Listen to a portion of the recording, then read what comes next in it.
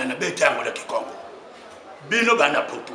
bo se bonne soki bo s'abonner wana ezali elobeli ya biso bapapa Alphas Kitchen ba mama lukumona biloko ya bien pamba te ye moko bilali asimbi makambo soki lumuni na za kudenda boye ezali black te kota lumona makambo bina kitoko ekuzala kuna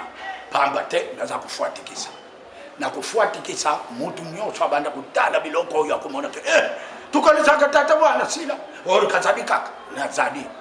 yokana lukombwe biloko bilali bizwingai kasi bibebite soki tuyandu tukudia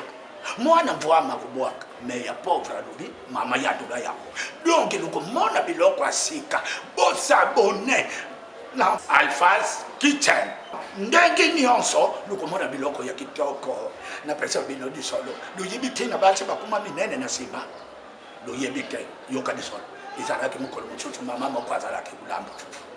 so kwa lambi fufu ya mobadi bakulungula kadiboso orkilengi nyonso itikalaka na makulula yango ano mona akabati bapetsa bango munene na simba so kwa za koke na simba za kuyenga mzee onkyabone izondele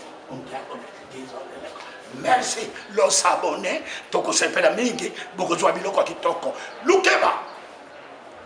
suite lelo eluku mwana lo manda